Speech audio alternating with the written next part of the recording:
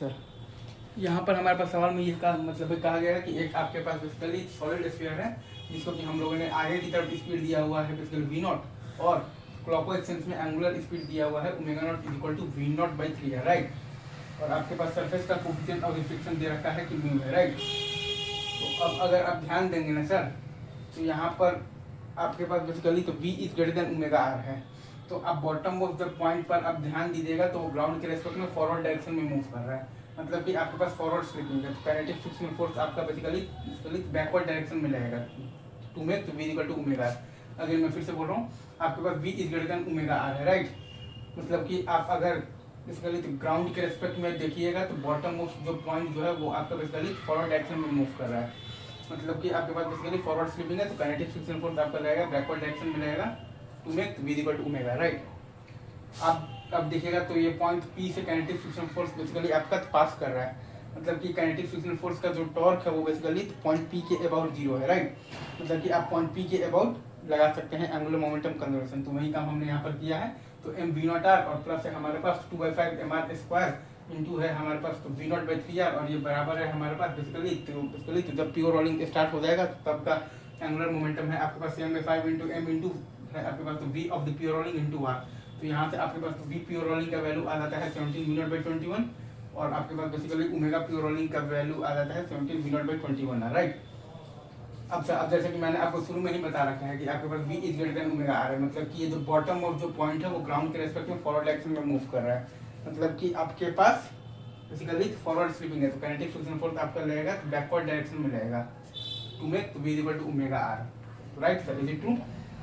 ये सही है क्या? तो वो अब अगर आप ध्यान देंगे तो v at any time t आपके पास क्या आएगा, v naught minus mu g t, और वो बराबर है बेसिकली आपके पास basically omega at any time t आएगा। आपके पास बेसिकली अल्फा इंटू टी होता है, अल्फा होता है आपके पास बेसिकली तो टॉर्क बाई आई, तो म्यू mgr बाई आई है आपके पास 2/5 mr square into t, alpha into t, और प्लस साइन इसलिए है क्योंकि बेसिकली जो काइनेटिक फ्रिक्शनल फोर्स है वो बेसिकली ओमेगा को बढ़ाने का काम कर रहा है। और क्या है आपके पास प्लस है आपके पास बेसिकली इनिशियल ओमेगा नॉट जो है आपके पास तो वी नॉट बाई 3r, ये है आपके पास basically omega at any time t into r. तो v इक्वल टू मतलब कि ओमेगा आर लगाने से आपके पास आ गया है बेसिकली तो जो टाइम जब प्योर रोलिंग आपका स्टार्ट होगा तो वो आपका आ गया है basically 4 v naught by 21 mu g, और v प्योर रोलिंग आपके पास आ गया है 17 v नॉट बाई 21, और ओमेगा प्योर रोलिंग आपके पास अगेन वहीं आ गया है 17 v नॉट और बाई आ गया है बेसिकली 21r।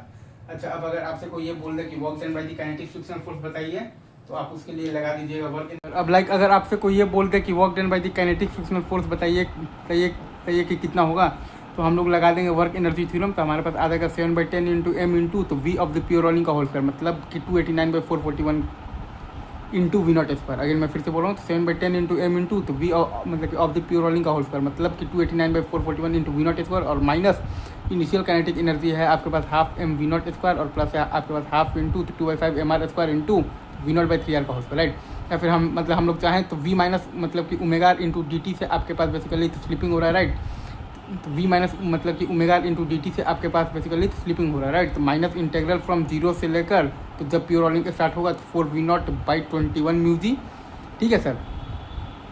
और आपके पास बेसिकली तो v at any time t है v naught minus mu g t, और माइनस है आपके पास basically omega at any time t है v naught by 3r plus 5 mu mgr by है आपके पास बेसिकली तो 2mr square into t into r, तो v minus omega into d t into F है आपके पास म्यू एम जी।